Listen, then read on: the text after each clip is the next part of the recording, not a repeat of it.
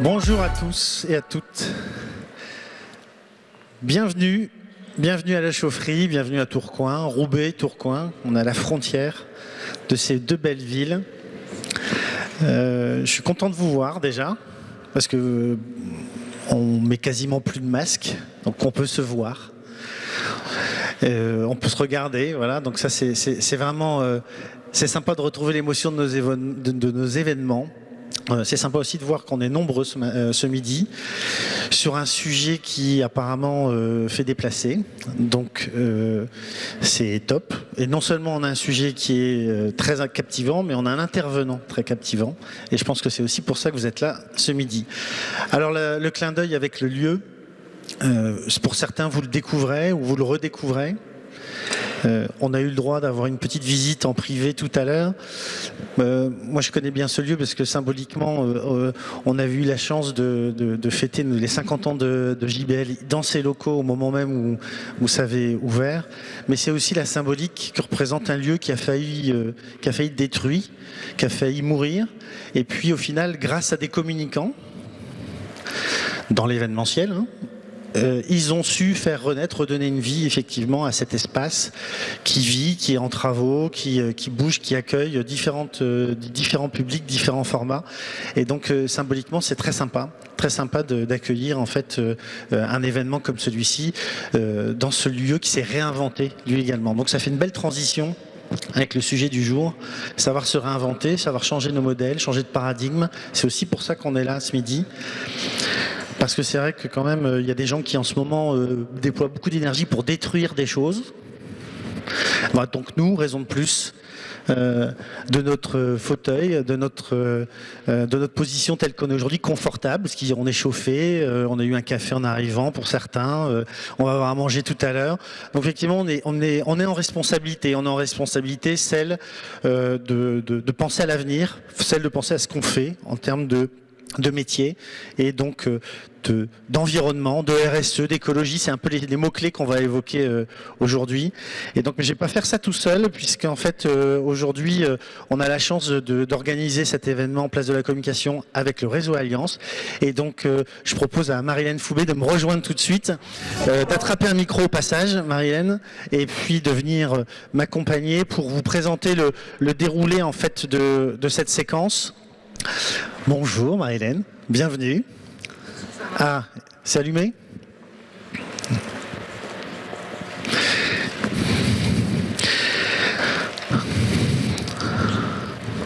Donc on va faire un petit mot d'introduction chacun pour vous expliquer en fait c'est quoi Alliance, c'est quoi Place de la Communication.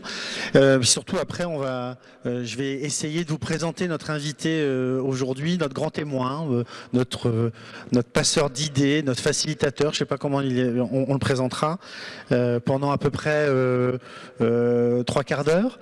Et puis on aura un temps d'échange, donc je vous encourage fortement à préparer, alors qu'il y a certains d'entre vous ont envoyé déjà des questions, merci.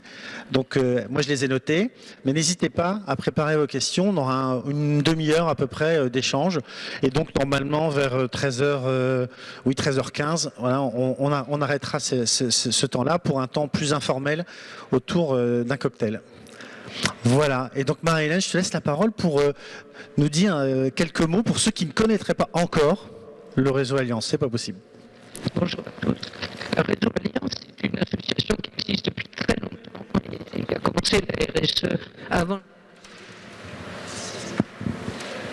Ça marche ? C'est bon ?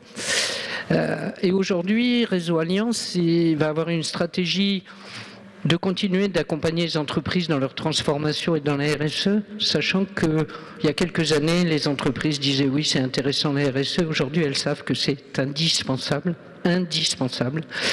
et que en particulier dans les thèmes de climat et d'inclusion. Ce sont deux thèmes qu'on va beaucoup travailler avec les entreprises, parce que ce sont deux thèmes très importants. Aujourd'hui, ce qui est symbolique pour moi, c'est d'abord de remercier l'accueil de la Chaufferie, lieu que je connais, parce que j'y habite pas loin, et qui montre effectivement comment une ville peut, à partir de son histoire, faire rebondir des quartiers, et ça reste très vivant dans le quartier. Et la deuxième chose, c'est qu'au niveau d'entreprise et cité, on est 23 sociétés, on est engagé dans un projet de travailler ensemble, et je suis ravi que Réseau Alliance coopère avec Place de la Com. On a des bureaux l'un à côté de l'autre, et en RSE, on parle souvent de co-construction. Et on essaye de faire en sorte de montrer l'exemple. Le dernier point, je rebondirai sur ce que vous venez de dire, la communication. Oui, c'est important dans la transition écologique, mais j'ai envie de vous dire, mais vous le savez, que c'est important aujourd'hui sur la responsabilité de la communication et l'impact que ça peut avoir. Et avec ce qui se passe aujourd'hui en Europe, on mesure encore plus, quand on entend tout ce qu'on entend, qu'heureusement qu'on a quelques médias ou quelques communicants qui nous éclairent et qui font avancer le débat d'idées. Et pour terminer, sur la transition écologique, je pense qu'il y a un volet important, c'est les citoyens. Tout le monde le dit, hein, on est partenaire du plan climat de la MEL, sauf qu'on peut tous se raconter des choses sur la transition écologique et sans les citoyens, on ne le fera pas. Et que je pense qu'il y a un impact de la communication sur ce sujet qui est très très important, à la fois un impact de faire comprendre, de faire bouger, et surtout de vendre du bonheur et du positif, parce qu'on peut tous se raconter qu'on va tous mourir, c'est quand même pas génial comme message, et je trouve que pour avoir lu déjà ce que vous écrivez, essayons de convaincre les gens que c'est pas la fin du monde, c'est plutôt un nouveau monde qu'on est en train de préparer. Donc merci à tous, merci à ceux qui ont préparé cette magnifique journée et bonne conférence. Merci. Merci beaucoup Marilène. Alors un mot rapide sur Place de la Communication.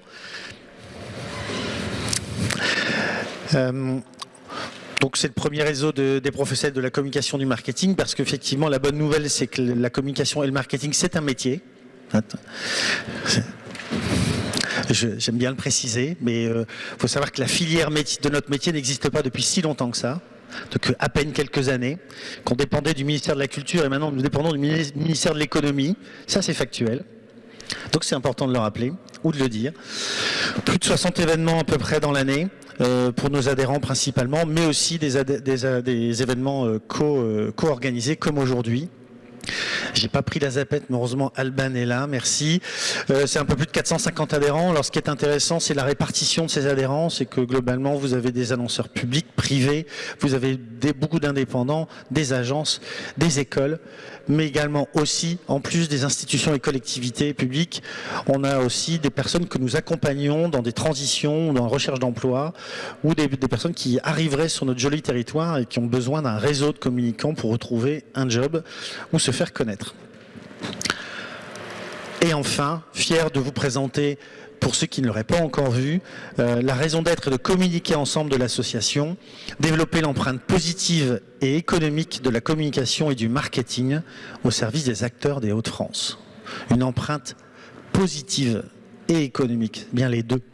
Il n'y a pas d'opposition entre une empreinte RSE et une empreinte économique. Au contraire, la performance de nos organisations doit être globale, et c'est ce sur quoi nous croyons, ce à quoi nous croyons en Place de la Communication.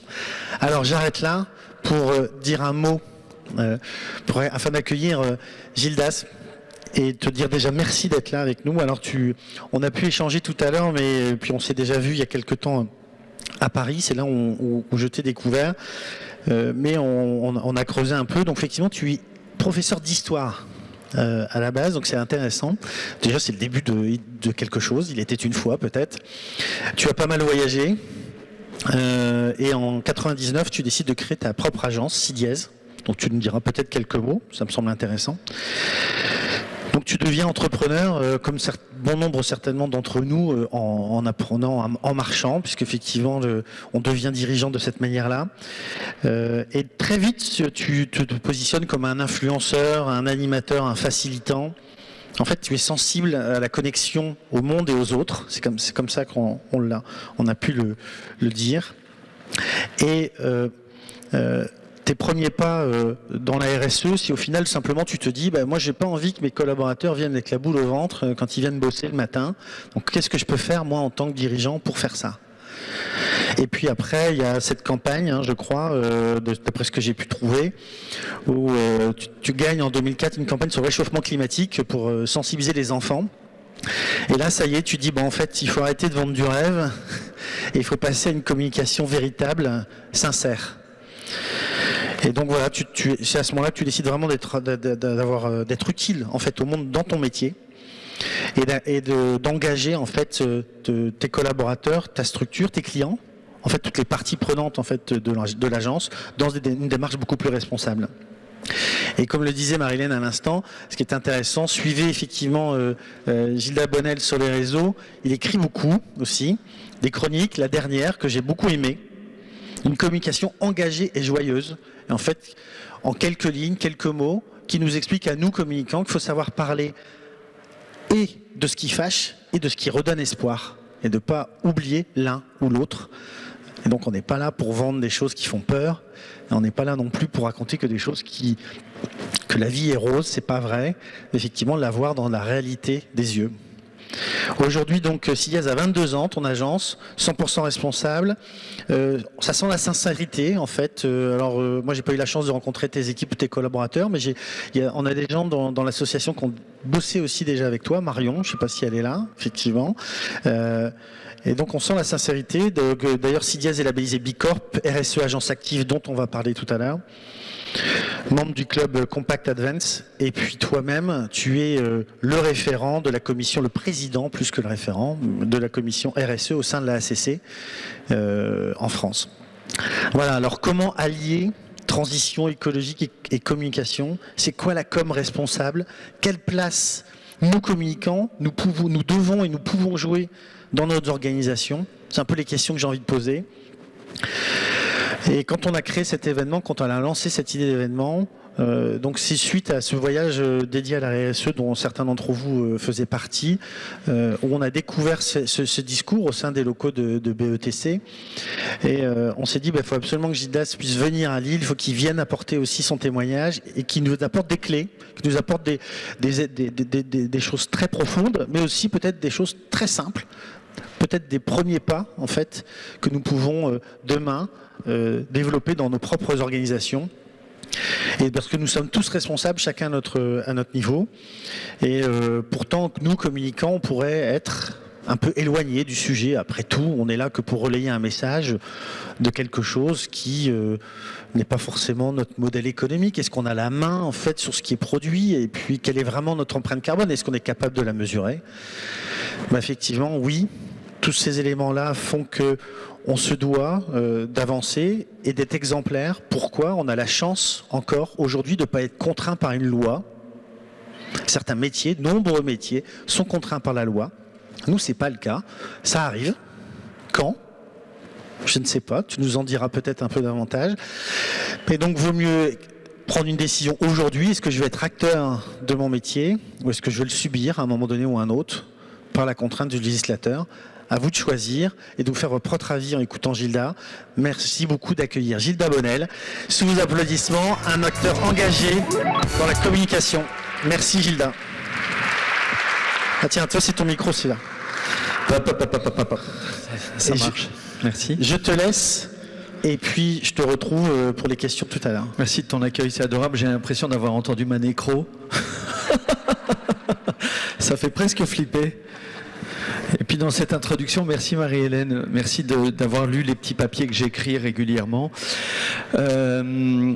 Alors c'est terrible parce que ton introduction m'a fait déjà bouillonner le cerveau et en disant je voudrais répondre à plein de trucs. Vous allez voir que je suis assez décousu, mais je vais suivre quand même le fil de la présentation que j'ai préparée pour vous. La première chose que je dois vous dire, c'est que d'abord j'ai pensé à Michel Serres. Michel Serres, qui a écrit un petit bouquin que je pense que tous les communicants devraient lire et qui s'appelle Petite Poussette. Ce vieux monsieur a écrit un livre où il réfléchit sur la génération montante, qu'il appelle Petit Poussé, Petit Poussette, à cause des pouces qu'ils utilisent sur leur smartphone, comme nous aussi, hein. Mais ils le font beaucoup plus vite que nous. Et en fait, c'est un bouquin où il leur parle et il les aime. Alors que quand on est patron d'une agence ou en tout cas employeur en ce moment, on est parfois un peu irrité de leur hésitation à venir travailler avec nous, à rester. Tout d'un coup, ils s'en vont, ils vont construire des cabanes dans les arbres, etc. Et pourquoi je pense à Michel Serres? Parce que je me dis, dans le bouquin de Michel Serres, il y a un truc où il raconte que effectivement, la position que j'ai là, d'être sur une estrade devant vous qui attendez mon discours, est complètement déconnante. C'est la fin du trône, explique-t-il, c'est la fin de l'autel, c'est la fin de la position académique du sachant et des apprenants. C'est peut-être aussi ça que la communication doit comprendre. J'ai presque envie de descendre maintenant que j'ai dit ces paroles à la con. C'est que pourquoi je vous dis ça? Parce que j'ai l'impression, et je voulais vraiment éviter d'être le Parisien qui vient voir les copains des Hauts-de-France et qui vient vous raconter ce qui se passe à la capitale, alors que je sais et je vois que le bouillonnement, il n'est pas forcément à Paris, que là, Marie-Hélène parlait de ce qui se passait aujourd'hui dans les territoires. Quelle drôle d'expression, les territoires, parce qu'on dit les territoires comme si vous étiez éloigné d'un monde centralisé. Bref, voilà. Vous avez compris, je suis capable de partir très loin, mais j'avais envie de vous le dire. Donc, en introduction, vous dire que, 1, je suis content d'être là. 2, je pense que c'est hyper important qu'on partage ce qui est en train de se passer dans notre monde, dans cette vraie expertise qu'est la communication et la responsabilité qu'on a aujourd'hui à parler du monde, à le traduire vis-à-vis de publics qui ont beaucoup de mal à le comprendre, dans son accélération, dans sa complexité, dans sa technicité. Et je voudrais vraiment qu'on tienne la promesse de ce titre qui était juste avant, qui était un déjeuner débat. Donc, si vous vouliez bien me faire l'amitié à n'importe quel moment de m'interrompre, de lever la main, de me rejoindre ou de me faire descendre, ça me détendra parce que j'aurai l'impression que je suis pas tout seul dans ma tête. Ok, alors j'ai une bipette qui marche comment? Hop, ça marche. Ça, c'était juste quelques... Je ne vais pas vous lire les phrases que je vous ai écrites ici. Je vais quand même, pendant que vous les lisez, vous dire un truc qui me paraît assez fondamental, c'est quand on parle de communication responsable, on utilise un mot, responsable, qui en latin, puisque effectivement je suis prof d'histoire de formation, vient de respondere, répondre, hein, c'est-à-dire une communication qui répond au public, aux attentes des gens, de la société, en tout cas, qui n'est pas dans la position du trône et de l'autel que je décrivais précédemment, qui est au contraire une espèce d'obsession que nous devons avoir dans notre métier à très très bien écouter ce que les gens perçoivent, quels sont les filtres d'interprétation qu'ils ont, de façon à pouvoir assurer cette espèce de lien que nous devons faire vivre en permanence entre les acteurs économiques, associatifs, publics que nous accompagnons au quotidien. Donc aujourd'hui, on en est dans un drôle de moment qui est le moment de la transition écologique et qui pose la question historique de notre métier. Tu posais la question de savoir finalement le sens et l'utilité sociale que nous avons. Est-ce que nous sommes des passe-plats? Est-ce que nous sommes uniquement des tam-tams et des trompettes? Est-ce que nous avons une responsabilité à interférer? C'est-à-dire à jouer pleinement notre interface d'explicitation, de vulgarisation, d'accessibilité de l'information. Marie-Hélène faisait référence à ce monde qui est quand même très anxiogène, mais aussi et tout à la fois vis-à-vis de nos donneurs d'ordre, et je sais qu'il y a des annonceurs ici, donc je mets les communicants, qu'ils soient en agence, qu'ils soient indépendants ou qu'ils soient chez l'annonceur dans le même panier. Est-ce que finalement notre rôle n'est pas aussi d'aider l'intelligence de l'acteur économique ou public auquel je faisais référence à mieux comprendre ce qu'attendent les gens, ce qu'ils comprennent, ce qu'ils sont en mesure d'entendre. Voilà. Et donc, long préambule pour vous dire qu'aujourd'hui, on se dit, ok, comment est-ce qu'on fait pour qu'on prenne pleinement notre part? Le Covid nous a quand même amené à réfléchir à l'utilité sociale. On a parlé des invisibles, on a parlé de tous ces métiers, et nous, sommes-nous visibles? Le contexte le contexte, c'est l'accélération du monde. Alors, je vais pas revenir sur ce qui se passe en ce moment en Crimée. On a tous une boule émotionnelle là qui nous étrangle un peu, très perceptible dans les jeunes générations, mais on est tous des mammifères connectés les uns les autres. On sent bien qu'il y a quelque chose qui est en train de vibrer et qui nous inquiète. Mais si je reviens à un contexte plus factuel, plus politique, plus économique, comme je suis patron de la commission RSE de la ACC, c'est le syndicat professionnel des agences de communication, c'est un syndicat représentatif, c'est le syndicat qui discute avec les pouvoirs publics, avec les législateurs, avec les syndicats sur les conventions collectives ou les grilles de salaire, et qui veille en permanence à l'évolution de la réglementation qui touche nos métiers au quotidien. Mais dans ce syndicat qui est la ACC, où je m'occupe de la RSE depuis 2008, depuis la création de cette commission, on a vu là s'accélérer un mouvement qui nous amène à un momentum très précis que je voulais vous raconter aujourd'hui. Pourquoi j'ai mis ce visuel-là? C'est parce que ce visuel-là, il a fait déborder le vase. C'est une publicité qui va avoir bientôt 3 ans, je crois, de mémoire. Avec le Covid, je ne sais plus, entre 2 et 3, j'ai l'impression qu'on a tous loupé une année. C'est une publicité qui est affichée dans le métro et un peu partout en France, de Cdiscount au moment des soldes, et qui a fait enrager les anti-pubs. Et quand je mets anti-pub, il n'y a pas de dénigrement de ma part. C'est les parties prenantes extrêmement vigilantes sur la place que prend la communication, le marketing et la publicité dans les médias et dans la culture de notre société, et qui nous interpellent sur l'hyperconsommation que nous véhiculons globalement dans la société. Et en fait, cette image-là, elle a été extrêmement importante parce que... Salut.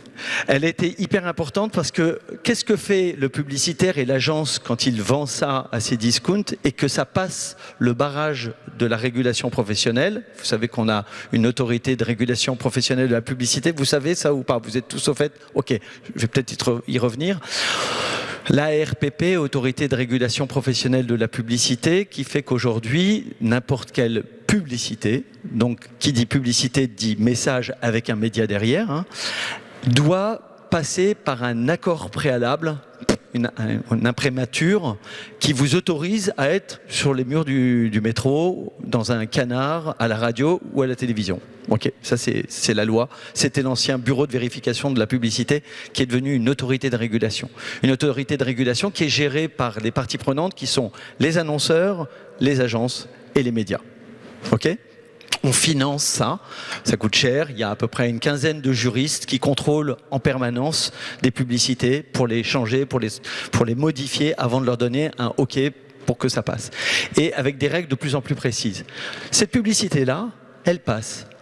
Elle passe à travers toute la codification et la réglementation qu'on a mis en place pour protéger le consommateur, veiller à éviter le greenwashing ou en tout cas toutes les allégations qui peuvent être trompeuses ou mensongères pour le consommateur. Et elle passe et tout d'un coup on se dit mais qu'est-ce que ça nous dit? Quelle est l'intention qu'il y a derrière? Et c'est là que l'ADEME, l'Agence de la transition écologique, bras armé des pouvoirs publics, intervient directement en disant qu'est-ce qui est en train de nous arriver. On a des gens, des communicants, un annonceur qui est en train de souffler au cerveau d'un citoyen en lui disant « Offre-toi un ordinateur, il est peut-être cassé, quoi. Il pourrait casser, il pourrait tomber. » Et donc tout d'un coup, il y a un focus qui se met là-dessus en disant « Mais c'est quoi leur intention à ces gens-là? Qu'est-ce qu'ils sont en train de faire? Ils sont en train de faire un petit pas de côté pour nous vendre un système mental qui est à l'opposé de ce qu'on veut réussir à faire, c'est-à-dire lutter contre l'obsolescence programmée, le gaspillage, etc., etc. Vous me suivez ou pas? Ça va?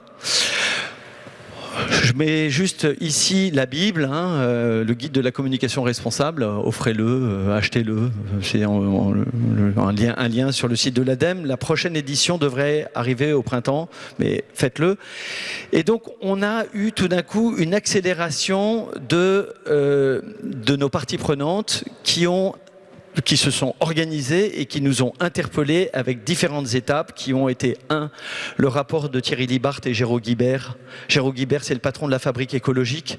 C'est un polytechnicien, c'est des mecs très intelligents. C'est pas une ONG de foutraque, c'est des gens qui travaillent à la planification de la transition écologique. Et qui s'étonne dans ce rapport, qui a 2 ans, et qui dit « c'est quand même incroyable que le secteur de la communication, la filière communication, est la seule à ne pas avoir de trajectoire carbone. C'est-à-dire que l'économie entière du pays est en train de s'aligner, même le tertiaire financier. Pour mémoire, nous sommes le dernier secteur d'activité en France à avoir intégré les enjeux du développement durable. Après le tertiaire financier. J'aime bien dire ça parce que ça nous fait un petit peu mal quand même. On est complètement hors sol. On est les derniers à avoir intégré ce sujet-là. Pourquoi? Parce qu'on pensait qu'on n'avait pas d'usine, on consommait pas d'énergie. Bref, on était service, conseil, etc. On voyait pas bien en fait le lien. Ils nous disent ça, ils disent c'est incroyable. Donc ils allument une mèche. La suite, c'est la Convention citoyenne pour le climat. Convention citoyenne pour le climat qui, sur à peu près une dizaine de propositions, dit il y a un problème avec la publicité. Et quand on dit publicité, on dit communication, publicité et médias. C'est-à-dire on a un problème avec des gens qui sont obsédés par un truc, c'est activer la consommation des Français, quoi qu'elle soit et quoi qu'elle coûte. À la suite de la Convention citoyenne pour le climat, contorsion du gouvernement et du législateur pour faire en sorte qu'on évite le pire, ce que nos lobbies ont organisé pour dire que c'était pas possible, ça allait coûter trop d'emplois. Vous connaissez le système du lobby politique. Et arrivent les engagements de la filière de la communication. Donc là, tout le monde tout d'un coup s'excite en disant il faut répondre, il faut avoir une position, on a un statement et on a cet engagement. L'idée que tout ce que je dis soit enregistré me panique, mais c'est pas grave.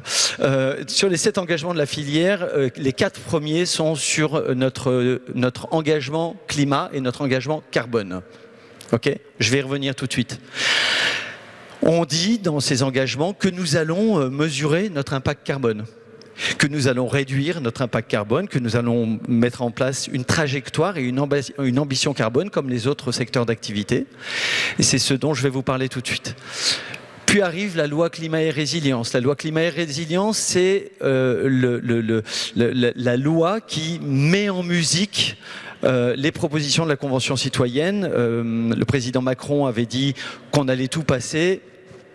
On a eu quelques contorsions pour en éviter quelques-unes, mais grosso modo, on va retrouver dans la loi climat et résilience un certain nombre de trucs, comme le oui pub à la place du stop pub. Moi, j'ai la Poste dans mes clients, je peux vous dire que c'est énormissime comme enjeu industriel. C'est-à-dire que tout d'un coup, dire qu'on met de l'opt-in au lieu de faire de l'opt-out, vous me suivez ou pas? Ça va? C'est-à-dire qu'avant, on mettait un stop pub sur la boîte aux lettres pour dire je ne veux pas de pub. Maintenant, on renverse et on dit dorénavant, on va passer au oui pub. Vous imaginez, vous? En tout cas, moi, j'imagine ma mère aller télécharger sur Internet l'autocollant de l'ADEME pour mettre un... Non. Bon, on sait très bien la déperdition qu'il va y avoir et donc l'impact sur la filière industrielle que représente Mediapost avec... Bon, encore une fois, je ne vous fais pas le lobbyiste de service, mais les dizaines de milliers d'emplois qu'il y a derrière. Pensez à tous les retailers, les e-commerçants. Bon. Et puis, arrive ensuite ce dont je vais vous parler. C'est un exemple que j'ai donné dans la loi climat et résilience. J'y reviendrai. Il y a plein d'autres choses, plein de dispositifs qui nous concernent tous. Et puis, le contrat d'engagement volontaire pour le climat, qui est en fait une solution qu'on a trouvée avec les parlementaires pour dire on peut pas... laissez-nous un petit peu de temps, quoi.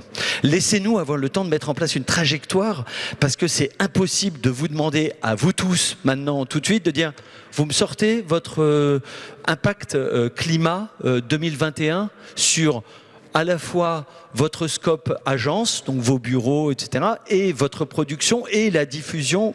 C'est bon. Donc c'est la façon de dire au gouvernement et aux législateurs, ok, nous on va d'abord s'engager à publier et à communiquer sur ce qu'on fait, ce qu'on va faire, et à accepter qu'il y ait des parties prenantes externes qui vont contrôler et pouvoir nous pointer et après retourner vers le législateur en disant cette filière est complètement dingue, elle nous a dupés et donc on va pouvoir réagir. Ça va ou pas? Vous voulez me dire quelque chose là ou... J'ai peur d'être toute seule là dans ma tête. Oui, ça va? Ok. Alors, un petit point sur la ACC, j'en ai parlé, ça représente 12 000 salariés, ça représente à peu près 80% de la profession, donc c'est le syndicat professionnel, c'est là que se fédèrent toutes les grosses agences de communication, donc forcément ça fait tout de suite du people, ça fait une grosse partie du business, bon, bref, c'est le syndicat représentatif, je ne vais pas vous faire la messe davantage là-dessus. Et je vais vous parler directement d'un premier sujet qui est, comment est-ce que, pour ma part, au sein de ma commission RSE de la ACC, comment est-ce qu'on a pris ce sujet? On avait, depuis 2008, un grand nombre de gros sujets d'impact sociaux et environnementaux qui étaient remontés. Je vous évite le sujet du harcèlement moral, sexiste et sexuel, le MeToo pub qui a été une petite bombe, mais on en reparlera pendant le cocktail s'il y en a que ça amuse. Moi, j'ai vécu un enfer. Le burn-out, l'accessibilité, le handicap, la diversité, bref, les grands sujets d'impact. Mais on n'avait pas encore mis sur pied un référentiel d'impact, et là je parle pour les agences, et donc pour les annonceurs, pour critériser en fait dans leurs achats responsables la façon dont ils peuvent aujourd'hui choisir une agence de communication qui est engagée sur une trajectoire de responsabilité sociale et environnementale. Alors, on a conçu avec AFNOR Certification ce référentiel. C'est un référentiel RSE au sens très large, dont vous voyez l'expression par le label afférent, et qui aujourd'hui compte à peu près une cinquantaine d'agences qui sont labellisées et qui permet de certifier le niveau de maturité qu'a l'agence sur ces sujets-là. Voilà, ça ressemble à ça. C'est beau, hein? Ça s'appelle RSE Agence Active. Les points clés ici, c'est donc 3 niveaux de maturité, engagé, confirmé, expert. Bon, c'est basé sur l'ISO 26000, hein, c'est un référentiel de démarche RSE tout à fait classique, qui évolue dans le temps, c'est-à-dire qui a comme engagement principal en termes de culture de durabilité, d'augmenter la difficulté à l'obtenir et à monter en maturité tous les 2 ans. Donc c'est vraiment une démarche de progrès. Donc j'invite toutes les agences qui sont ici à rentrer rapidement dans la démarche, parce que de plus en plus, on va avoir un besoin de certification. On est en train maintenant de réfléchir à une solution d'audit sur site en mode aléatoire. Donc les annonceurs sont de plus en plus nombreux à dire comment est-ce que je qualifie un prestataire ou une agence. Comment est-ce que j'ai la garantie d'être bien accompagné par des gens qui, justement, auront toutes les capacités et toutes les qualités pour servir d'interface vis-à-vis des publics sur des sujets qui sont extrêmement tricky. Donc on a 58 agences. On vient d'ouvrir aux agences de relations publiques via leur syndicat qui s'appelle le SCRP. Et on devrait, en décembre prochain, ouvrir aux agences médias, conseils médias, avec l'UDECAM. Donc c'est un gros mouvement que je voulais partager avec vous. Il ne faut pas louper le coche. C'est ouvert à toutes les agences, même non AACC, parce qu'on a veillé aussi pour des enjeux de coopération, de collaboration, à ce que ça ne soit pas propriétaire. Donc il suffit de rentrer, d'aller chercher le dossier et de travailler, et ça coûte 900 € pour 2 ans. Voilà. C'est pas dingue comme investissement. Donc on a déjà cofinancé, entre autres avec l'aide de l'ADEME, toute la démarche socle. Donc maintenant il n'y a plus qu'à y aller. C'est un peu rêche, hein, mes trucs, mais bon, je vous donne quand même des informations très précises. Ça, c'est pas très intéressant. C'est la façon dont on communique sur le label. Ça, c'est intéressant. C'est une petite vision sur qu'est-ce qu'on a dedans. Est-ce que vous arrivez à voir? Peut-être qu'on m'a mis un petit extract. En fait, on a 4 grands chapitres. quand on est une agence et qu'on décide de monter à bord d'une démarche de responsabilité, c'est très compliqué parce qu'on a besoin de se benchmarker, on a besoin de savoir où sont les indicateurs clés, on a besoin de savoir quelle est la sémantique juste pour pouvoir se l'approprier et pour pouvoir communiquer de la même façon. Parce que nos parties prenantes, il faut quand même qu'on utilise les mêmes terminologies, les mêmes paramètres de mesure. Donc on a 4 grandes parties. On a une première partie qui parle de vision et de gouvernance, c'est-à-dire que c'est là où on va explorer les éléments de preuve qui permettront à l'auditeur de vérifier qu'il y a dans la stratégie de l'agence la volonté d'avoir une trajectoire de responsabilité sociale et environnementale.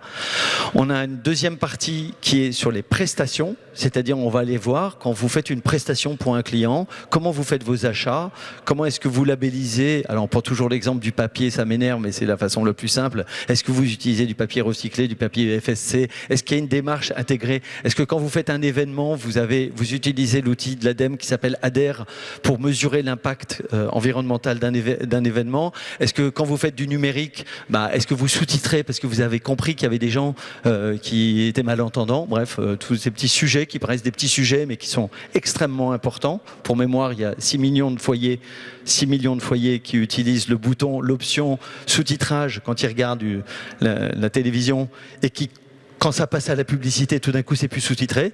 On n'est qu'à 8% de sous-titrage, c'est-à-dire que les marques s'en foutent et les agences aussi.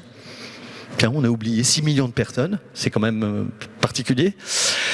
Troisième chapitre, c'est ressources humaines et aspects sociaux.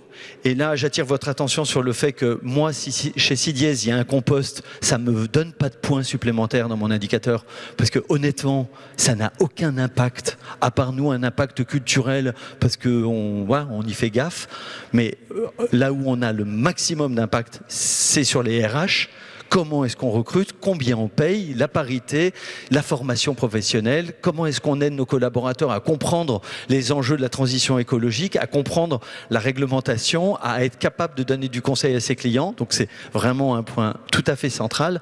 Moi j'aime bien dire qu'on est des agences de talent. Ce qu'on offre à nos clients, c'est d'avoir sélectionné des gens qui sont capables de leur offrir un conseil qui est avisé, de qualité et qui les connecte au monde. Hein. Et puis le quatrième thème, c'est l'impact environnemental de l'agence. Et là, on va aller regarder les trajets domicile-travail de vos collaborateurs. Est-ce que vous aidez à passer au vélo? Comment, voilà. Ok. Vous voulez une petite réaction là-dessus? Ah, ouais. Bonjour.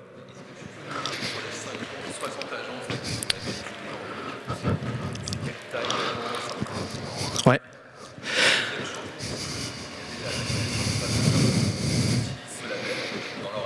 Oui.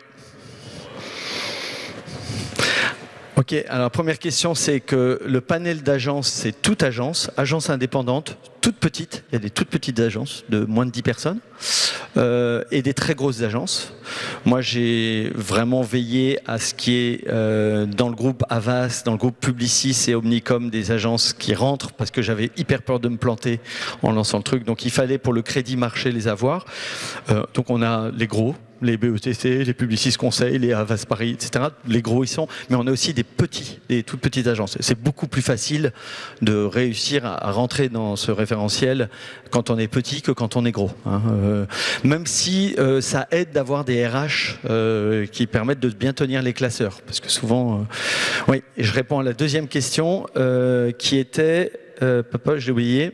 Ah oui, alors les annonceurs, déjà depuis 5-7 ans, on voit, et je pense que vous le voyez, et j'espère que les annonceurs qui sont dans la pièce me le confirmeront, on a de plus en plus dans les appels d'offres une note sur la démarche RSE.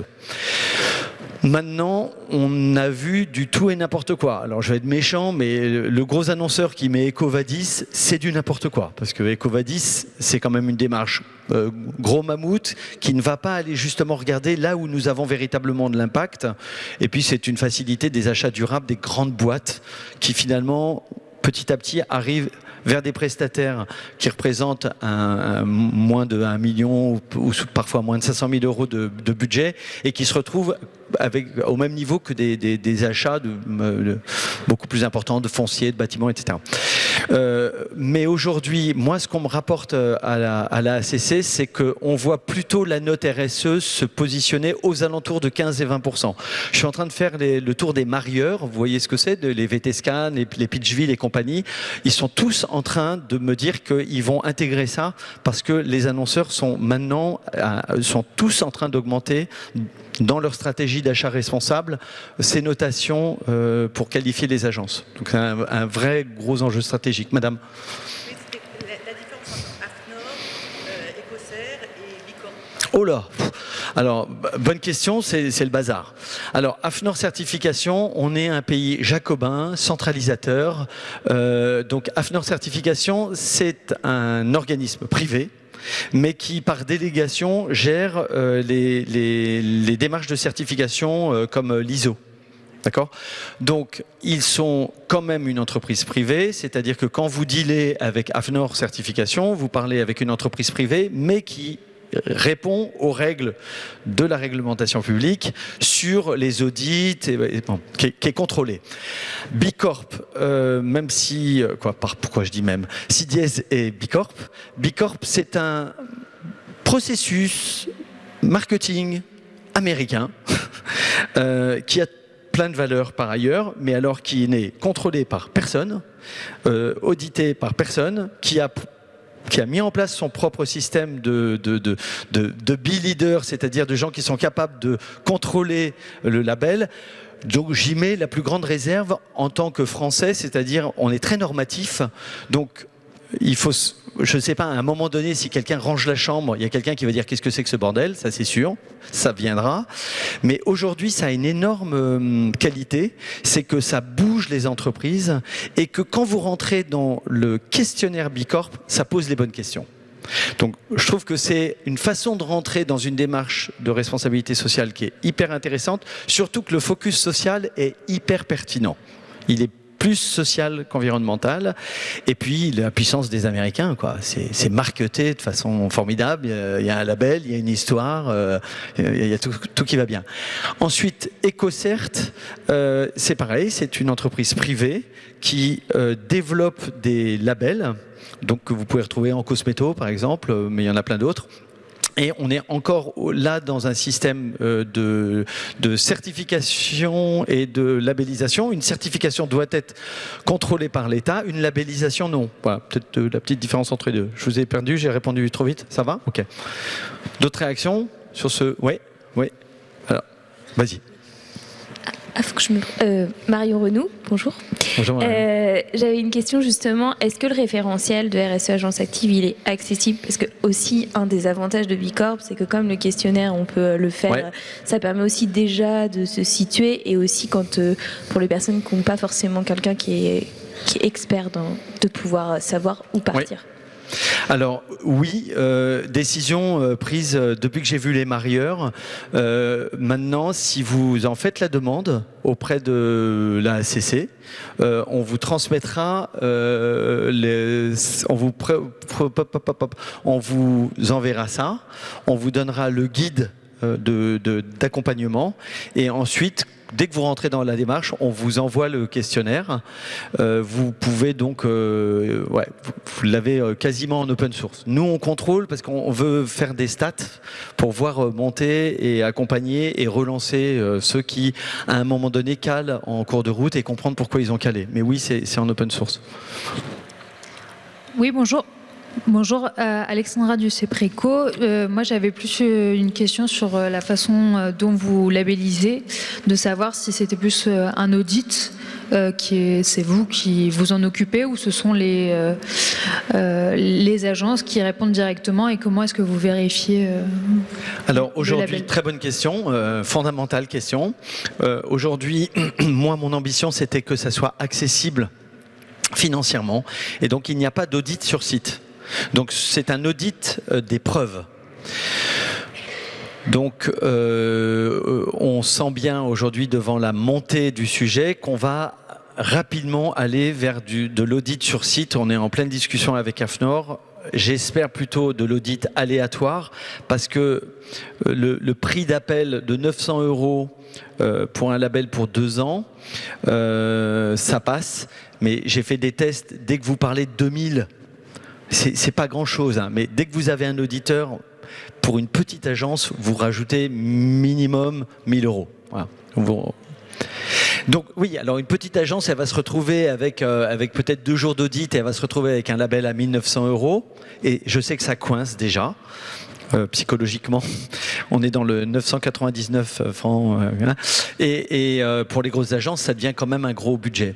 Donc on est en train de voir s'il y a possibilité de faire de l'audit aléatoire sur site pour foutre un peu la pression. Mais aujourd'hui, on a un audit sur preuve, c'est-à-dire que l'auditeur va récupérer tout ce que vous allez poster au fur et à mesure que ces parties sont développées par des questions très précises avec des éléments de preuve qui vous sont proposés pour l'exemple. Et donc, on va demander tout, grosso modo, on va vous demander si vous dites oui, je fais un bilan carbone, d'envoyer le bilan carbone. Oui, il faut que vous envoyiez tout. Donc, c'est assez solide, mais on va devoir monter. Oui. Yes. Oui, Arnaud. J'ai le micro, je prends la suite après. Est-ce qu'aujourd'hui ou demain, la ACC, ses partenaires et les partenaires de la COP complètent ou complétera de prestations de conseil ou services pour accompagner celles qui n'ont pas forcément eu le label à l'obtenir et à animer la démarche? Parce que la certification, ça s'anime et ça évolue tout le temps. Alors oui, alors je suis hyper fier de ça, merci de me poser cette question. J'ai une négo avec l'AFDAS, donc il faut savoir si on est AFDAS ou pas, mais aujourd'hui l'AFDAS vous finance 5 jours de conseil. 5 jours de conseil pour une boîte de moins de 50, c'est gratuit, c'est entièrement financé par l'AFDAS, et avec 5 jours de consultants qu'on a repéré, qu'on sait vous indiquer, vraiment, il saura vous faire le classeur qui va bien pour rentrer dans la démarche. Donc ça, c'est vachement bien. Et quelle est la deuxième question que tu me posais? J'ai oublié au fur et à mesure, moi. Est-ce que les réseaux eux-mêmes, la SSC aussi, demain, envisagent peut-être de compléter ce type d'événements qu'on a Vous avez vu. Alors, oui, alors nous on fait des formations, on fait des guides, on se déplace avec joie pour venir vous voir, on fait le job. Maintenant, je pense que vous pouvez très bien, place de la com, alors moi avec ma bénédiction, prendre l'outil du guide, demander à Marion de vous faire l'animation du truc. Après c'est vraiment du clé en main, c'est pas compliqué. Ce qui change tout, c'est de rentrer dedans. Quand vous rentrez dedans et que vous avez un retour, j'aime bien aimer ta question sur vous n'êtes pas qualifié, honnêtement, faut vraiment être un pied nickelé, hein, parce que vous avez 6 mois pour préparer. Non. Le premier niveau, on a veillé à ce qu'il soit très atteignable, hein. Mais si vous n'avez malheureusement que la première étoile, moi j'ai toujours pensé, comme je suis un ancien prof et un père de famille, que nos enfants skient quand il pleut et que c'est insupportable et que la neige est gadoue parce qu'ils espèrent avoir la deuxième étoile. C'est pareil, hein. Moi j'ai des patrons d'agences, de belles agences qui pleurent parce qu'ils n'ont pas eu la deuxième étoile. Alors ils reçoivent de la part d'AFNOR Certification un document qui leur dit voilà exactement les sujets que vous devez travailler pour obtenir le rang d'après. Et voilà, et puis une fois que tu es là-dedans, c'est parti. Ouais. Vous échangez aussi avec le niveau Atlas ou pas? Certains de nos métiers sont des rangs d'Atlas, pas de l'Atlas. Alors non, moi je les connais pas, mais il faut peut-être le faire. Et chaque année, c'est un abonnement qu'il faut. Non, alors c'est un abonnement. Alors j'ai l'impression d'être VRP maintenant. Ça coûte 700 € si vous le faites sur 1 an avec l'autorisation d'utilisation du label. Sinon c'est 900 € pour 2 ans. Mais de toute façon, vous devez repasser votre labellisation tous les 2 ans pour essayer, sachant que tous les 2 ans on remonte la pondération, on change la pondération et qu'on ne communique pas sur la pondération des notes. Je vais tout de suite aller sur le sujet, madame, je vous laisse la parole, mais aller sur le sujet de la démarche climat maintenant. Je vais en parler parce que je me battrai pour qu'en 2023, ce soit rédhibitoire si quelqu'un n'a pas fait sa trajectoire carbone fin 2023, il sortira du label. On ne peut pas aujourd'hui avoir un macaron RSE agence active si, vous allez le comprendre très vite, on n'est pas rentré dans cette obligation de publication de nos émissions. Madame. Bonjour. Bonjour. Nathalie, Fédération des scopes de la communication. Je vois que dans le thème 2, on parle du print destiné aux clients. Et j'ai vu que le label allait bientôt s'ouvrir aux agences de RP. À quand justement les imprimeurs ? À quand les agences audiovisuelles, à quand tous les partenaires et sous-traitants des agences de communication généralistes, de façon à ce que ça ne reste pas quelque chose qui soit juste cosmétique, mais qui soit une véritable posture engagée. Oh la vacherie. Non, c'est le cosmétique. Je rigole. Je sais que vous avez du répondant. Cosmétique, c'est un thé. Non. Alors je vais vous répondre très précisément. Justement, quand on fait moi je fais de l'accompagnement sur ces sujets de RSE dans plein de secteurs différents. Vraiment, le poids du corps, nos impacts n'ont rien à voir. On ne peut pas rentrer de la même façon quand on est un imprimeur et quand on est une agence conseil. Ça n'est pas possible. Donc les pondérations ne sont pas les mêmes. Donc je pense que travailler sur la chaîne de valeur est essentiel. Mais si vous découvrez ça, vous verrez que l'impact que nous avons, nous en revanche, sur la décision d'achat auprès de ces différents prestataires est clé. Donc je pense qu'on a besoin surtout de comprendre, nous, là où sont principalement, je me répète, mais les impacts sociaux et environnementaux de notre activité. Après, nous avons un rapport direct puisque nous sommes à la fois prescripteurs et acheteurs. Donc on bouge des choses dans la chaîne de valeur et on peut valoriser ou non. Mais si vous voulez bien, je reprendrai ce point sur la démarche climat où c'est beaucoup plus facile en fait de tirer la ligne. Parce que la façon dont vous allez faire grandir un collaborateur dans une agence, le former, est complètement différente de ce que vous allez faire chez un imprimeur. Ça me permettait effectivement d'enchaîner sur comment ça cohabite et quelle est la passerelle de l'agence de communication acteur économique dans son ancrage territorial et justement dans l'action et dans son action quotidienne. Et c'est pour ça que je reboucle avec le mot évoqué tout à l'heure par rapport à l'inclusion et tout ce qui est démarche sociale et sociétale de l'entreprise engagée sur son territoire. Et je pense notamment pour répondre à des marchés publics notamment. C'est hyper important. Alors là, c'est un sujet vraiment clé. Je peux vous dire qu'il y a j'ai été très surpris par certaines grandes agences. Je pense à BETC, où la démarche territoriale d'une boîte comme ça qui a 900 ou 1000 personnes sur site est énorme. Énorme. C'est-à-dire ils sont extrêmement volontaristes. Il n'y a pas un stagiaire fils de client qui vient chez BETC, c'est que des gens du 93. Ils sont vraiment et du coup c'est intéressant parce que je pensais pas qu'ils auraient ce niveau de note et en fait il y a un vrai rattrapage sur cet effet inclusion territoire. Par exemple, moi chez CDS, je l'ai pas du tout. À part dire qu'on va donner notre sang, etc. On est une petite agence, on s'aperçoit qu'on est très refermé et qu'on a vraiment des trous dans la raquette. Je réponds vite. Ouais.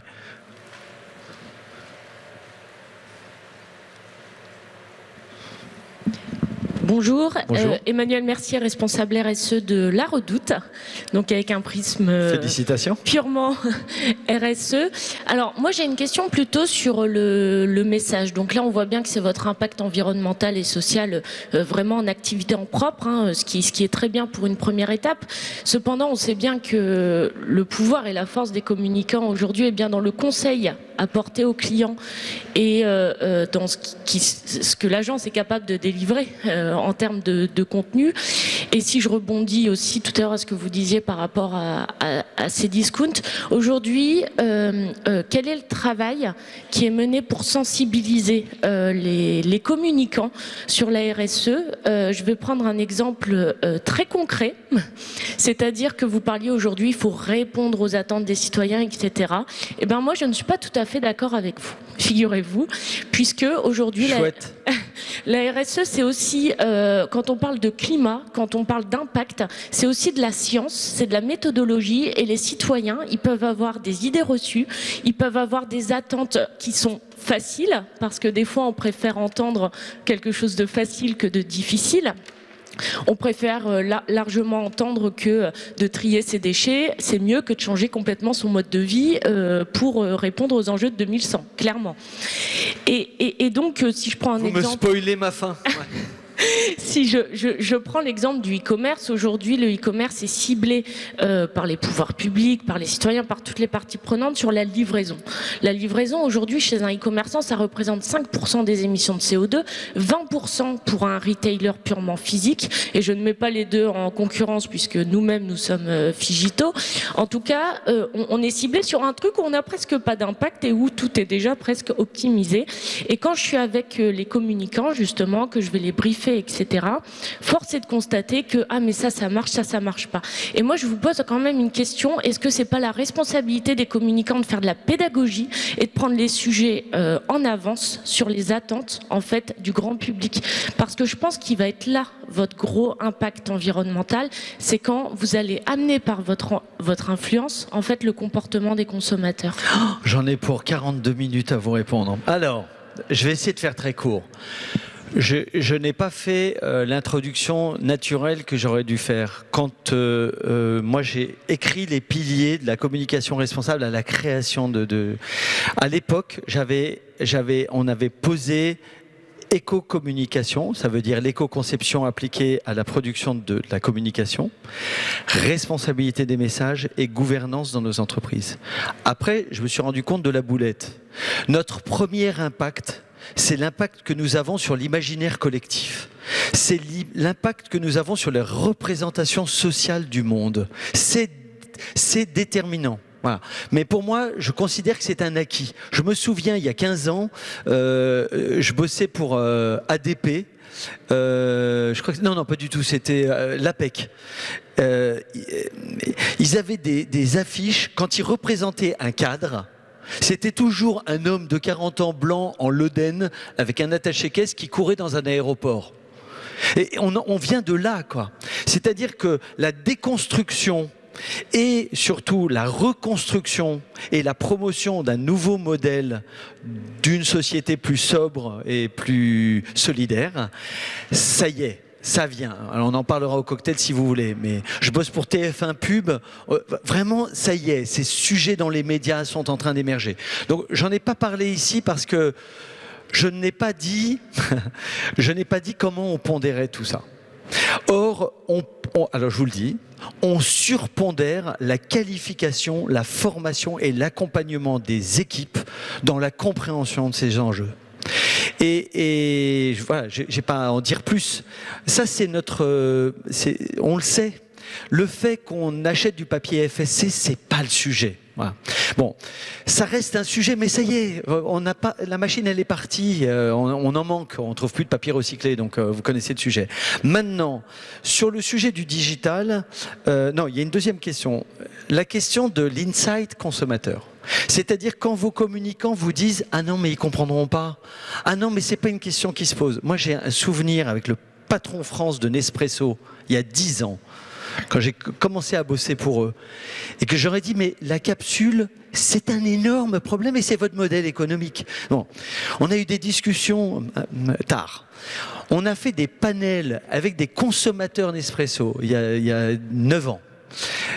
Derrière la vitre teintée, j'étais avec le DG et l'animateur disait aux consommateurs, et pour la capsule, le recyclage, etc. Tchoufa, quoi. Et il me disait, ah bah super, ils s'en foutent. Mais heureusement que les communicants, on est capable de dire, non mais ils vont pas s'en foutre longtemps. Ça vient, et c'est notre boulot justement de capter ça. Et c'est notre boulot de recruter et de former des collaborateurs qui seront attentifs à ce qui va arriver. Parce que sinon, le droit d'opérer, il serait mort. Si Nespresso n'avait pas financé les courants de Foucault aujourd'hui qui permettent de récupérer de l'aluminium, je fais de la pub parce que c'est quand même eux qui l'ont financé, bah on ne récupérerait pas le petit aluminium dans les poubelles jaunes, et eux, voilà, leur droit d'opérer aurait été terminé. Donc ça, c'est un sujet sujet important. 3, après je termine, mais vous m'avez excité sur plein de sujets. Le digital. Oui, il faut mettre une focale, c'est obligatoire. Et quand vous dites, et la livraison, c'est obligatoire. Pourquoi est-ce que c'est obligatoire? Même si vous dites en tant que patronne de la RSE, et c'est normal, c'est là où nos cultures se rencontrent, vous êtes plutôt dans des métriques et nous, on est plutôt dans l'émotionnel. Pourquoi est-ce que c'est important? Parce que les deux sujets sont en train, non pas d'accélérer, mais d'exploser. Le colis est un sujet hyper tricky, et je vais y revenir un instant sur l'impact climat et la note de l'ADEME sur le sujet, qui pointe directement le sujet de la livraison neutre en carbone. Et le fait que l'impact du numérique double tous les 2 ans, double tous les... Vous voyez, donc nous, on doit aussi participer à cette réflexion. Voilà, je pars trop loin. Bon, ok, ça va, je vous parle, sinon je vais... Bon, on a commencé le débat, ça va, ok. Je surveille mon chef là. Alors, deuxième sujet dont je voulais vous parler, c'est le sujet climat. On a parlé des engagements de la filière, de la façon dont nos parties prenantes avaient interpellé, voire secoué notre secteur d'activité sur le fait qu'on n'ait pas de trajectoire carbone. Une trajectoire carbone, ça veut dire quoi? Ça veut dire qu'on est en mesure, je n'ai pas trouvé comment changer cette phrase, en mesure de mesurer. On est en capacité de mesurer nos impacts carbone, c'est-à-dire nos gaz à effet de serre ramenés au CO2. Mais bon, une fois qu'on a dit qu'on émet 200 kilos de carbone, ça ne sert à rien, quoi. Ça ne sert qu'à partir du moment où on est capable de dire si j'émets 200 kilos, comment est-ce que je vais à 180? Pourquoi est-ce que je dis qu'il faut faire moins 5%? Voilà. Comment est-ce que je me fais une trajectoire? Parce que l'accord de Paris nous a donné les trajectoires. Tous les autres l'ont fait. Donc on est aujourd'hui face au mur de répondre à l'engagement international de l'accord de Paris, de dire comment est-ce que je me fais une trajectoire carbone. Donc nous avons mis en place un référentiel de calcul.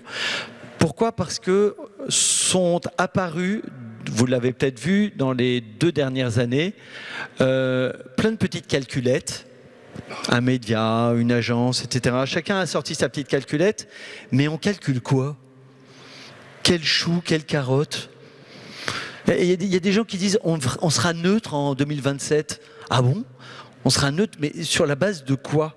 Et à un moment donné, puisque d'aucuns prétendent la neutralité, il faudra faire un chèque, parce qu'il faudra bien que les émissions résiduelles, c'est-à-dire là, ce qu'on est en train de cramer, là, par nos déplacements, par ce micro, par le chauffage, il faudra bien à un moment donné le compenser. Qui va le payer? Et la question de qui va le payer dans notre métier, dans notre secteur, est absolument déterminante. J'ai un grand DIRCOM d'un groupe du CAC 40 avec qui je me suis battu sur un plateau qui disait « Ah non, mais moi je suis d'accord avec toi, Gilda. Moi, dès 2023, je ne travaillerai qu'avec des agences neutres en carbone. » Bah t'as raison, t'es fou quoi. Mais qui paye? Qui va payer? Agathe Bousquet, la présidente de Publicis, dit maintenant ça va avoir un coût aussi important que la révolution du digital. Ça va être énorme en termes de RH et en termes de finances. Donc nous, vous connaissez un petit peu, il y a des annonceurs, des agences, des indépendants dans ça. Vous voyez bien comme c'est tricky quand même la relation business, le partage de la valeur, les modes d'achat, les modes de compétition, c'est tricky tout ça. Donc il faut absolument que la RSE soit aussi un nouveau paradigme qui nous permette de rediscuter de OK, comment on fait ? Parce que moi, je veux bien contribuer avec mon annonceur à compenser les émissions carbone de ce que nous créons en commun. Mais il ne faut pas me remettre en compétition tous les 3 ans. C'est quoi cette blague? Voilà, il y a un gros sujet philosophique. Plus que philosophique, politique et économique. Donc nous, ce qu'on a mis en place à la ACC, dans ma commission, on est passé par EY, Ernst & Young pour les plus vieux comme moi, et on leur a demandé de faire un référentiel de calcul carbone. Un référentiel, ça veut dire quoi? Ça veut dire de mettre en place un suivi des émissions de carbone d'une agence ou d'un prestataire. Hein, les prestataires sont exactement dans la même logique, et de veiller à définir ce que je viens de vous dire, une trajectoire, c'est-à-dire, ok, j'en serai où en 2030 ? Comment est-ce que je me serais aligné avec les chiffres de l'accord de Paris ? C'est une partie technique. Alors, comment on a fait ? Quand vous regardez la définition d'un bilan carbone selon l'ADEME et selon les référentiels internationaux, c'est un peu rêche. Donc notre premier travail, ça a été de faire en sorte de redéfinir 3 périmètres. Un premier périmètre qui est l'agence. L'agence, c'est là où vous avez votre activité. Donc, c'est vous le propriétaire ou pas le propriétaire. Vous êtes chauffé comment ? Vous avez un contrat chez Enercop ou un contrat conventionnel chez EDF. Voilà, comment vous gérez vos déchets ? Comment vous gérez votre domicile travail ? C'est hyper simple à faire. Okay. Le deuxième scope, c'est la production. Ça veut dire quoi pour une agence ? Ça veut dire je reprends tous mes dossiers de prod, je reprends l'événement séminaire La Redoute que j'ai fait la dernière fois, je reprends tout le budget et je rentre tout dans un bilan carbone pour mesurer où est-ce qu'on l'a fait, énergie, transport, prestataire, etc. Et le troisième scope, c'est la diffusion, c'est-à-dire par qui je suis passé pour diffuser. Est-ce que j'ai acheté des écrans Google, YouTube ? Est-ce que j'ai acheté du TF1 ? Et donc ces gens-là, aujourd'hui, on travaille avec eux de façon à ce qu'ils puissent remplir ce référentiel des informations, des datas dont on a besoin pour pouvoir faire cette mesure. Okay. L'objectif, c'est de se dire, ok, on a un engagement sur la réduction des gaz à effet de serre de 2030 fixé par l'accord de Paris. Comment on fait ? Moi, Sidiez ou moi, Publicis, comment je fais ? Comment est-ce que je fais pour être en mesure d'avoir un pilotage de ces indicateurs, puisque on a mis en open source cet outil, je vous enverrai le lien, vous pourrez le partager, et que comme c'est cofinancé et aidé par l'ADEME, donc c'est forcément partagé par tous. Et comment est-ce qu'on fait ? C'est les prochaines étapes pour vous donner de l'aide, de façon à ce que vous puissiez très rapidement vous dire, ok, si je veux baisser de 37% à 2030, sur quoi je vais devoir taper. Alors, si vous n'avez jamais fait un bilan de carbone de votre vie, c'est fascinant quand on est chef d'entreprise. C'est hyper intéressant. Parce que tout d'un coup, il y a des trucs que vous faites, mais c'est quoi ça ? Mais c'est un truc de dingue, c'est quoi ça ? C'est les goodies qu'on avait pris, tu sais, pour le truc. Mais plus jamais on fait ces goodies. Ouais. Ça vous éclaire, en fait. Tout d'un coup, vous dites, mais qui avait acheté ces iPads ? Oui, non, mais vous savez, 10 iPads dans un jeu concours pour votre client La Redoute, mauvaise idée. Donc vous montez en compétence. Donc à votre client, vous lui dites, non, moi, tu comprends, moi je peux pas.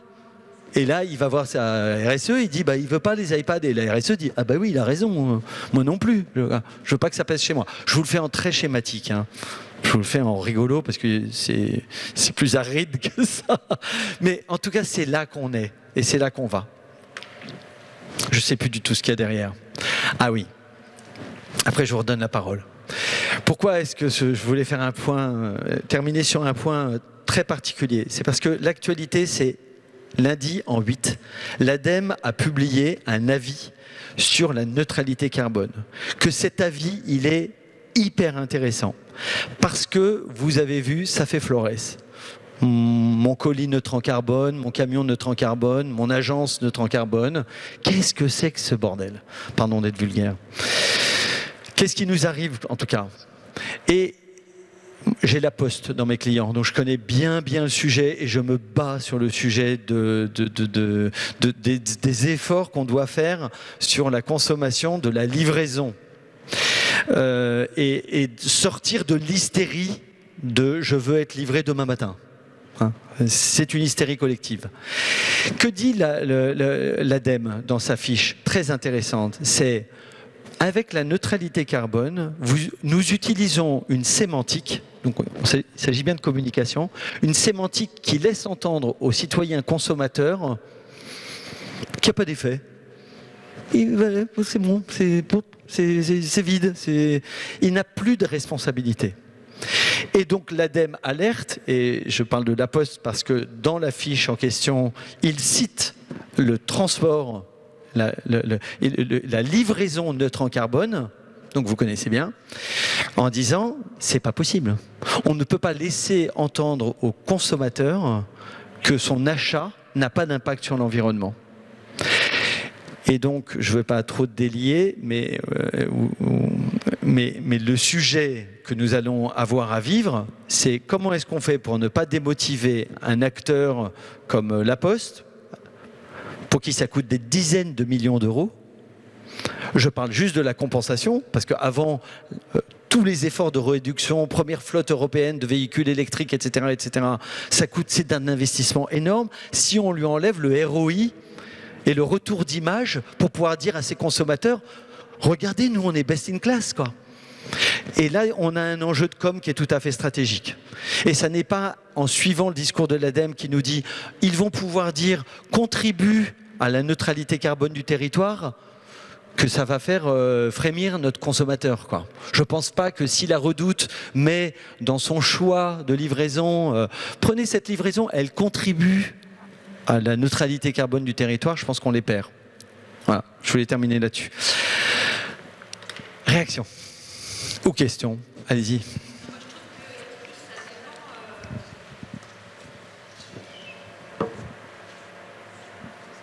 Vous dites que si jamais la Redoute met, on prend que la Redoute, au moins ça fait de la pub pour la Redoute. Non, mais si on propose une livraison plus écologique, déjà, je trouve que ça ferait de la communication dessus. Et même si les personnes payent plus cher, comme chez Yves Rocher, qui propose de planter un arbre dès qu'on veut quelque chose, enfin dès qu'on achète, même si c'est pas... Enfin, ça peut déjà, dans l'esprit des clients, qui est déjà, qui n'a pas du tout cette notion-là, de dire ah ok, on me propose autre chose. Vous parlez de La Poste, mais La Poste, dès qu'on va, il propose aussi une livraison écologique. Après, on ne sait pas ce que ça donne, si c'est vraiment tout le monde dans le même panier ou pas.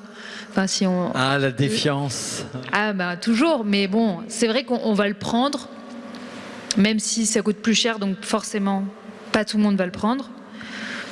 Mais il n'y a aucune communication dessus. Alors, et le fait de le voir, ça peut peut-être changer les choses. La question que vous posez, elle est intéressante parce qu'elle adresse... moi, je vous parle de déconstruction. C'est hyper compliqué de déconstruire. On est entre communicants. Alors qu'on nous a martelé, ou quoi, on nous a fait entendre une petite musique sur la neutralité carbone. Tout d'un coup, l'enlever et vous dire plus écologique. Je vous rappelle quand même qu'on ne peut pas dire qu'un produit et service est écologique. C'est bon pour tout le monde, ça. C'est interdit. Voilà. C'est interdit par la loi. On n'a pas le droit en communication de dire qu'un produit est vert, durable, responsable ou écologique. Ça me donne l'idée de vous le rappeler quand même. C'est une liste qui est sur les allégations environnementales. Toute allégation environnementale doit être atténuée de façon à dire plus écologique que, plus durable ou plus responsable. Pour ça, moi, j'ai une agence de communication plus responsable, exprès avec des parenthèses pour bien signifier le « regardez, c'est intéressant ». Bon.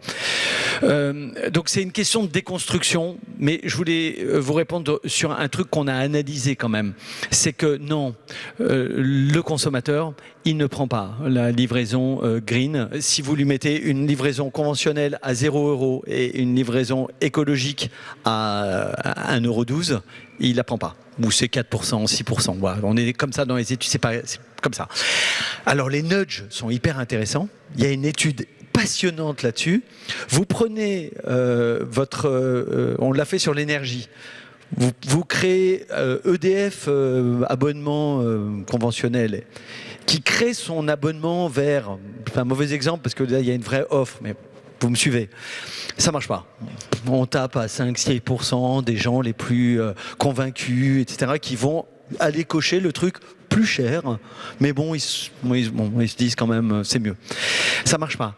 Vous créez facticement une troisième proposition que vous appelez premium. Super truc. Et là, vous passez à 30 ou 40%. C'est-à-dire que le médian, votre cerveau, il vous dit, d'abord, j'ai pas envie d'être dans le truc cheap. j'ai pas envie du truc le moins bien. Tout d'un coup, ça recaractérise votre proposition et le cerveau, à ce moment-là, mais c'est dingue. Vous passez tout d'un coup à un résultat sur votre offre green à 40%. Je vous le donne pour s'il y a des autres dans la salle. J'ai répondu avec un pas de côté, mais j'ai fait ce que je pouvais. Oui.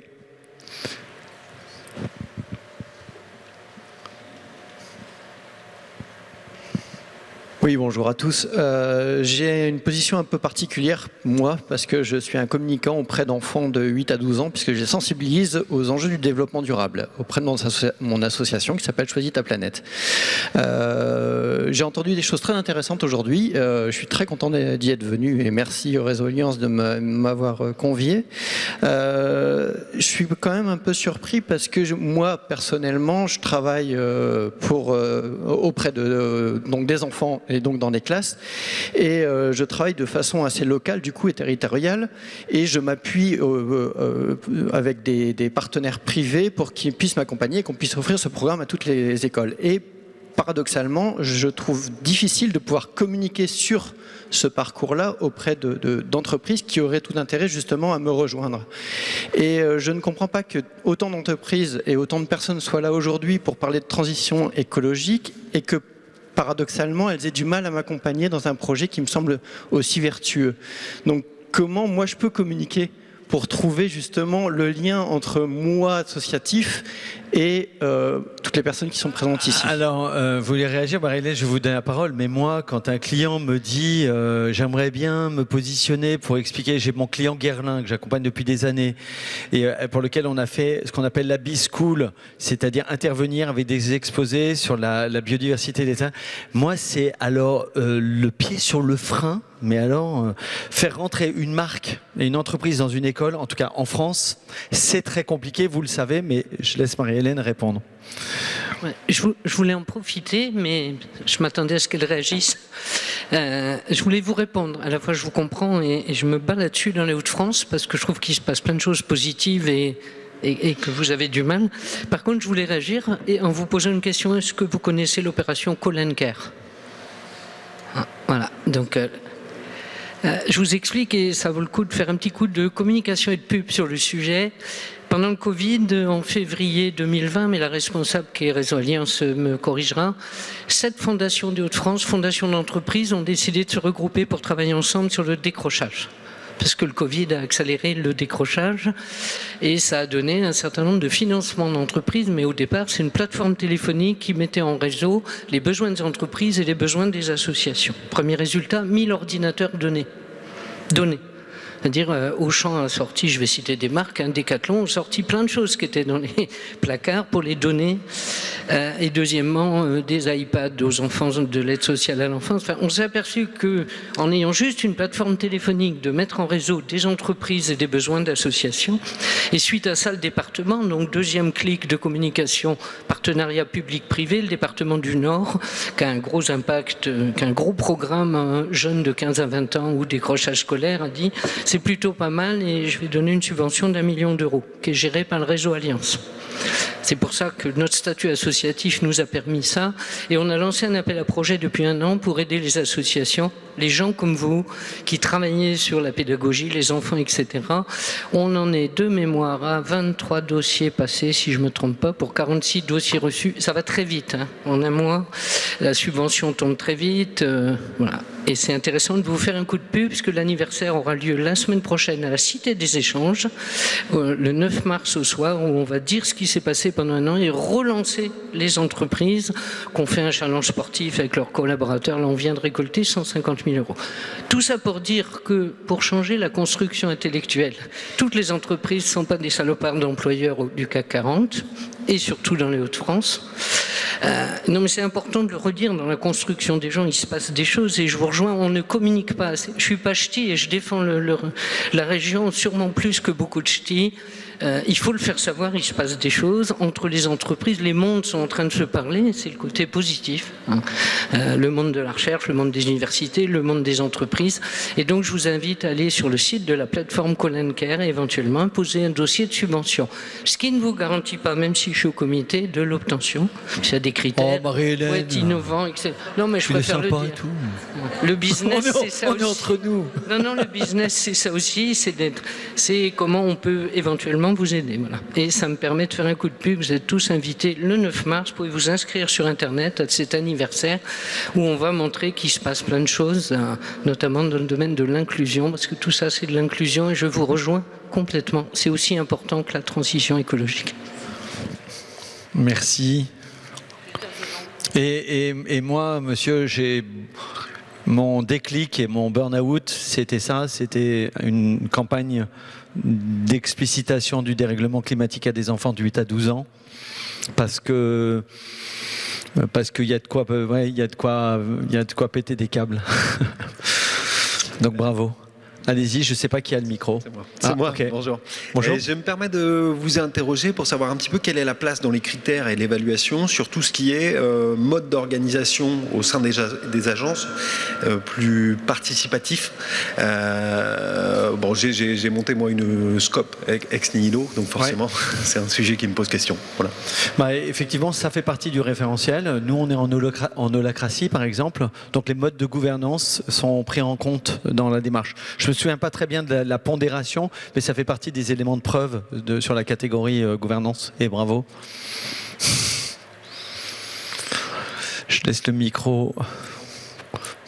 Ça arrive, monsieur. J'ai juste une dame avant vous. Bonjour Jennifer, moi je dirige une agence d'événementiel qui heureusement a l'activité qui reprend un petit peu plus forte maintenant. Et justement la question que j'ai, c'est un peu côté avocat du diable, combien de temps ça va me prendre si moi je veux me faire labelliser? Il y a le côté financier de 900 € qui n'est pas exorbitant, mais après en engagement humain, combien de temps est-ce que je prends? Et quel est le risque à ne pas y aller à court terme et à long terme? Alors je vais vous décevoir, mais les agences événementielles ne rentrent pas pour l'instant dans ce référentiel. Faites remonter ça auprès de votre syndicat qui s'appelle l'événement. Je pense qu'ils y viendront. J'ai déjà discuté avec les gens de Hopscotch qui y sont, etc. Donc ça va venir. Donc désolé, je ne peux pas vous répondre là-dessus. En revanche, vous pouvez commencer déjà à travailler sur le sujet sur la base de l'ISO 26000 ou pour vous préparer. En fait, ce qui est important, je dis tout le temps, c'est préparer les classeurs. Parce que le jour où ça tombe, c'est prêt. Donc prenez un référentiel comme celui-là, ou le référentiel de l'ISO 26000 communication, ou ADER, l'outil sur l'empreinte de l'événement sur le site de...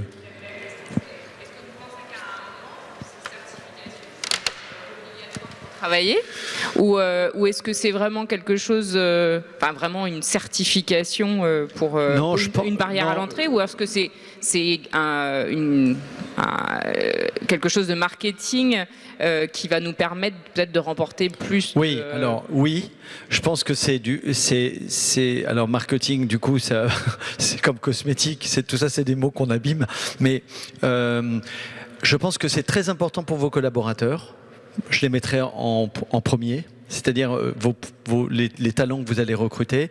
Et ensuite, pour vos clients, ça va devenir, dans l'événementiel, ça va devenir vraiment très, très important. Et pour certains, ça va même être rédhibitoire si vous n'avez pas entamé une démarche. Surtout qu'il y a des normes vraiment qui sont bien structurées dans l'événementiel. Donc, moi, je pense pas que ça viendra par la loi, mais je pense que les annonceurs, là, maintenant, vont vouloir que vous soyez capable de faire, ad minima, la mesure carbone de votre événement, ad minima, quoi. Ça s'applique pas à moi. Une agence de communication, c'est quoi le temps à investir pour une agence de communication, le temps elles ont 6 mois. Nous, on a 2 comités de labellisation par an, en juillet et en décembre. Généralement, les agences commencent à demander les dossiers en janvier, février. C'est très rare qu'elles nous disent « je suis pas prête ». Ça n'arrive pas. Donc, non, c'est assez rapide. Ce qu'il faut, c'est avoir quelqu'un qui s'y colle. Et quand on est une petite agence et qu'on peut avoir 5 jours de conseil, vraiment, vous pouvez en 2 mois faire le truc, quoi. C'est de la normalisation, en fait. Il faut réunir tous les documents dans un classeur. Monsieur. Bonjour, Bonjour. Nicolas Karadzievitch, moi je suis éveilleur de conscience. Alors je voulais déjà vous remercier parce que le sujet du handicap, de l'inclusion, il n'est pas forcément tout le temps abordé. Alors j'ai pas tout vu à l'écran sur votre présentation, mais malgré tout, c'était à signaler. Alors au-delà de ça, moi aujourd'hui j'interviens en tout cas depuis à peu près 5 ans auprès d'entreprises, de collectivités, d'associations, parfois d'agences de communication, pour leur montrer justement que la question de la communication, de la communication inclusive, comme moi je l'appelle, qui est un des axes, et vous l'avez justement rappelé tout à l'heure, de la communication responsable. C'est-à-dire qu'aujourd'hui, il y a plein de clients, qu'ils soient particuliers ou professionnels, puisque je suis chef d'entreprise, qu'on perd en fait, puisque ils n'ont tout simplement pas accès au message. Et la vraie question, en fait, aujourd'hui, c'est comment, parce que j'y suis confronté au quotidien, est-ce que vous pensez qu'on peut embarquer finalement les agences pour leur montrer que ce sujet est un sujet qui nous concerne tous? Il y a 12 millions de personnes en situation de handicap en France, 80 millions d'entrepreneurs, 80 000 entrepreneurs en situation de handicap dans notre pays. Comment est-ce qu'on fait pour finalement montrer que ce sujet concerne aussi l'ensemble de la société et notamment les agences? Merci. Merci monsieur, je suis très content en fin d'intervention que vous me posiez la question parce que c'est vraiment inextricable. L'exemple que j'ai donné sur le sous-titrage, il est le plus trivial. J'ai pas trouvé au conseil d'administration de la HCC d'autres mots que de dire mais bougre d'âne. Quoi. Mais 6 millions de personnes, on se dit mais comment est-ce qu'on peut passer à côté d'une considération? Ça coûte en moyenne 500 € de faire sous-titrer techniquement un film publicitaire, quand vous voyez les budgets qui sont mis en médias. Donc là, c'est la façon la plus triviale dont je l'ai évoqué. Mais en revanche, il y a un aspect beaucoup plus réglementaire, puisque maintenant, vous le savez, sur l'accessibilité numérique, la loi est passée depuis 13 mois. Les entreprises qui font plus de 500 millions de chiffre d'affaires sont obligées par la loi de revoir entièrement l'accessibilité de leur site pour les personnes de tout handicap. Donc je pense que le handicap va être encore davantage traité par la réglementation que par ce qu'on peut faire. Nous, il faut qu'on se prépare et qu'on donne les bons outils. En tout cas, on a si ça vous intéresse, on a une démarche et un chantier de travail là-dessus à la HCC. Je crois qu'on me fait signe. On fait signe à l'oreillette. À l'oreillette, oui. Dans l'oreillette, effectivement, ça va être l'heure de conclure et de te remercier. Gilles, je me permets de te rejoindre. Alors, je te confirme que c'était pas une rubrique nécro tout à l'heure, tu es bien vivant. Hein. Là, on a bien entendu, on sent bien ton énergie, on sent ta fougue, enfin, la sincérité de tes propos. Merci pour ça. Alors, moi, j'avais juste une petite question parce que je l'ai tout à l'heure dit en introduction, mais ça a été évoqué un peu sur la contrainte. Est-ce que tu penses... ou tu as l'information, tu peux nous la donner. Enfin, moi, j'ai pu participer dans le cadre de Place de la Communication à quelques échanges avec la filière. J'ai participé au débat sur un moment donné quand la filière s'était mobilisée de dire tiens, qu'est-ce qu'on fait, on s'engage à quoi? Quel est selon toi, donc du coup j'ai 2 questions pour terminer, quel est selon toi le degré de maturité ou d'envie en fait des communicants au sens large? Puisqu'effectivement, on ne sait pas trop sur quel pied danser, on y va, oui, mais on y va comment, à quelle vitesse, quel est ton ressenti là-dessus? Et la deuxième question, à ton avis, le législateur, il nous tombe dessus quand? Parce qu'on a failli avoir cette contrainte législative il y a 1 an, pendant le confinement, je me souviens très très bien, c'était il y a un peu plus d'1 an, et à ton avis, ça revient quand ça? Après les élections? Alors oui, ça revient après les élections, puisque la prochaine étape, j'en ai pas parlé, ça s'appelle le contrat d'engagement volontaire. J'ai raté une réunion au ministère ce matin sur le sujet. Ça veut dire qu'on va proposer...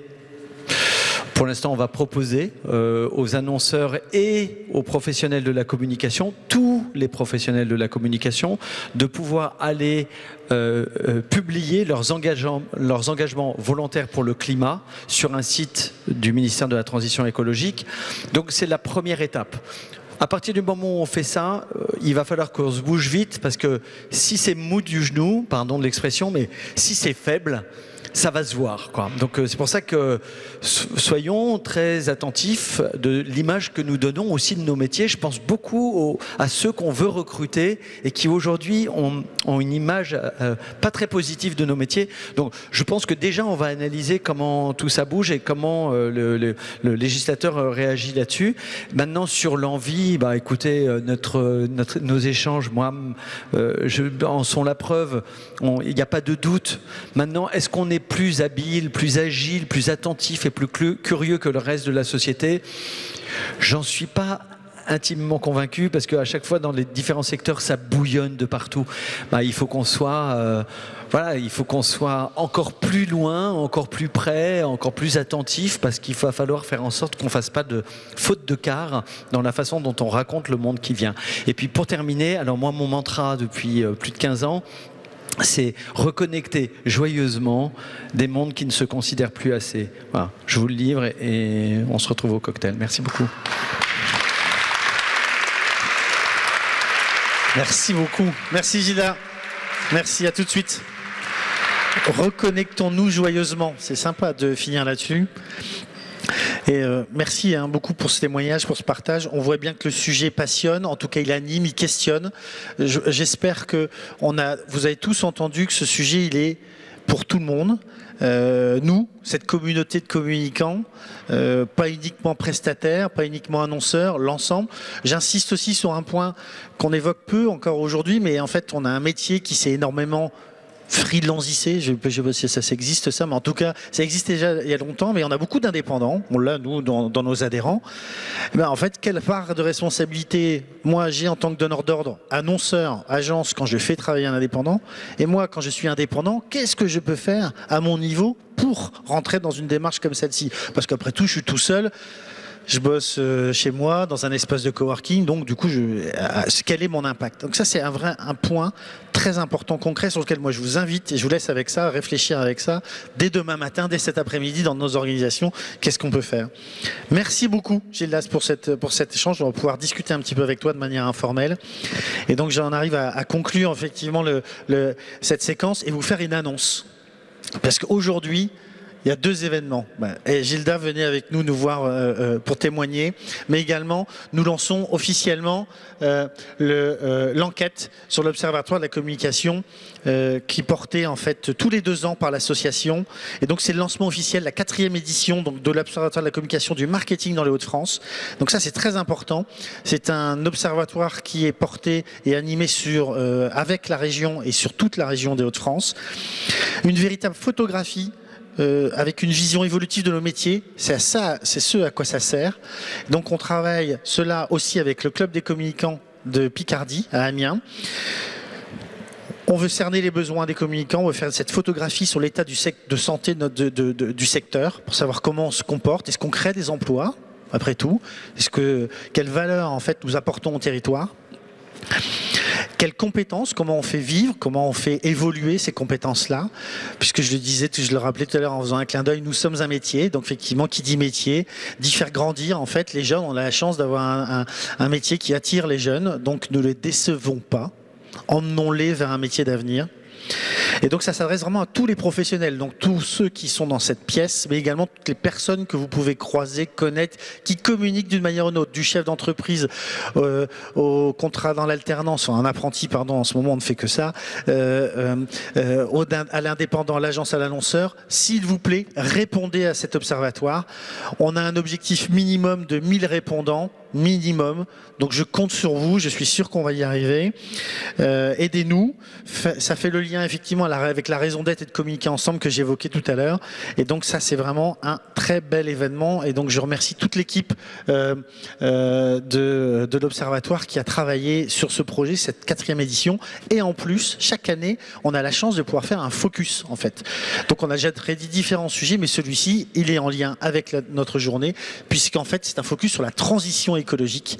Et donc là vraiment on est vraiment dans cette thématique. Donc comment nous les acteurs de la communication du marketing en Hauts-de-France on peut concourir à faire évoluer ces mentalités, ces pratiques, ces bonnes pratiques.